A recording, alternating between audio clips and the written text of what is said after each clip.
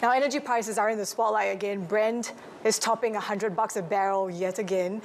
What is the fuel situation in Cambodia right now? Because we hear how Cambodians are cutting back on fuel usage on pretty much everything. Just like the rest of the world, we are very concerned about the latest development. But what if we can draw from what we have seen in Cambodia is that our diversified sources have allowed us to be quite stable. So we do not have any interruption to industry or shortage in the country. And the good thing is also about our electricity, because we have 63% from cleaner sources. And that has enabled Cambodia to absorb the shock that otherwise it would be a much stronger shock. And this is to confirm that the path we are on is correct, that a national resilience comes from having many options, and it turned out to be that a cleaner option is the best we had. On fuel, though, is it not an issue, especially in the rural areas, given how fuel prices are climbing? The supply, our primary task is to make sure that we don't have interruption or shortage in terms of supply. And our diversified sources have enabled us to do that. Prices have escalated compared to the previous Hormuz crisis.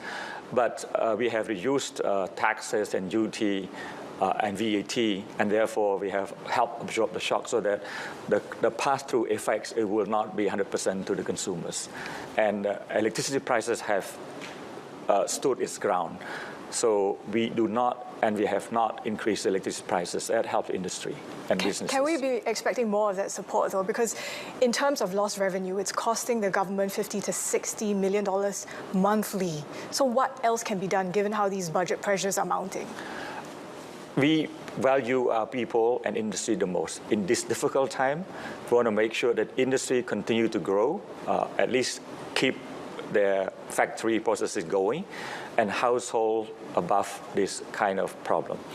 So if it were to take longer, we will continue to support our households, our industry, as long as it takes. Okay.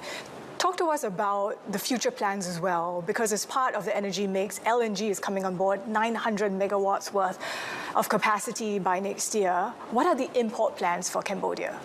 Our target is to have at least 70% renewable by 2030, which is going to set Cambodia as the second country in Southeast Asia that has that high renewable share. And the reason why we are doubling down on renewable energy, because we believe in sustainability. We believe that our economy going forward will have to be based on sustainability. And as I said, this cleaner option has basically allowed us to absorb external shock better. There is no possibility that a country like Cambodia, being a small open economy, could insulate itself from every external shock or event. But what we can do is to make sure that our diversification and reliance on different sources of clean energy will also reduce external shock to Cambodia economy. So that's why we are doubling down. Gas, LNG, as a transition fuel, because it will have a role to play in the energy transition. So our 900 megawatts LNG power plant coming up will be that part of the transition that we may need. So at the end of the day, this will be within the lower 30% threshold, and the 70% will have to come from solar, wind, and hydropower, and biomass. Understood. But where are you going to be importing from? What are some of the suppliers that you are negotiating with? Which countries so far? For the 900 megawatts power plant, we are going to float a tender. And that will be a competitive process that we have already seen interest from the United States, from Canada, from Australia, from our region itself, and from the Middle East. So we will find out very soon when we actually float that tender and see who can offer the best competitive offer. So it's about price? It's about price and stability of the supply. We're looking at both. So does that exclude the Middle East then? We will cover all because the Middle East, despite the current crisis, we believe that in the future they will be able to be part of the supply chain for LNG. So we will not exclude anyone from this offer. You talk about the U.S. as a potential supplier. What about the shipping costs that could be involved there? I mean, how do you offset that with the expectation that maybe there's a glut coming in the next couple of years and then costs might come down? We'll have to see what it can offer, but we have like companies on the ground, even downstream here. We have Caltech, Chevron on the ground. We have Total Energy from France. We have others. So through their wide network, I think there will be something they could offer. So being the U.S. being a far away from Cambodia, but through their diversified portfolio in the region, I think perhaps they have some role to play. The role of renewables. You talked earlier about how more than 60% of capacity is coming from that. How much more grid investment do you think needs to go into this as you grow renewables? Our system we have today has attracted more than $33 billion in public-private financing.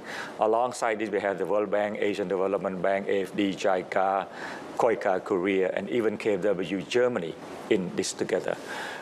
Going down the road, we will need a little bit more, several billions more. But again, it goes into a few areas: generation, transmission, and storage. Now, if you look at the International Energy Agency statistic, every year generations receive about $1 trillion, but only about $400 billion go into the grid. So there's no parity there. But what is good about Cambodia, we are moving on both fronts at the same time. So we are investing in generation just like we are investing in transmission and storage, so that they all move in parity, and that we don't have any problem in terms of taking more intermittent renewable energy from further afield. What about where those investments are coming from? Diversified. But a lot of it is coming from China. That's the reality.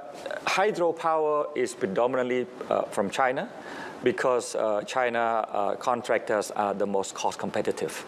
But when you look at transmission, international capital that come and finance local company at scale. For example, we have one project, 1,100 megawatts in one place. So in this cluster, we have more than 1,000 megawatts of solar panels, and we have 500 megawatts of battery storage. And this is a mixture of international financing delivered by Cambodian company. So we can see Cambodian company at scale, but we also see FDI at scale. We talk about another 1,000 megawatt pump storage hydro, which will allow Cambodia to integrate considerably more renewable energy resources in the future. And this is more than $1 billion from China and multilateral institution in terms of financing of transmission line. So we have international confidence at scale, but we can also see local company at scale. But the good thing about our grid is that we are introducing what we call grid forming technology, which is to make sure that we don't have to rely on coal for stability of the grid. So now we integrate a battery storage system into this, and Cambodia is one of the first country in the world to try this, and it is showing it's working.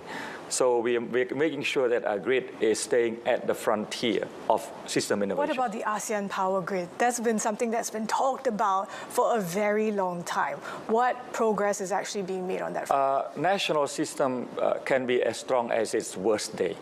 And Cambodia believes that a more integrated energy market would be the way to go for us, ASEAN, ASEAN being ASEAN, to decarbonize in the most cost-effective way. And that is why Cambodia is a strong advocate of the ASEAN power grid. We believe that we can build ASEAN resilient together more cheaply and faster if we can pool our resources together to do this grid, and we can draw each other competitive advantages.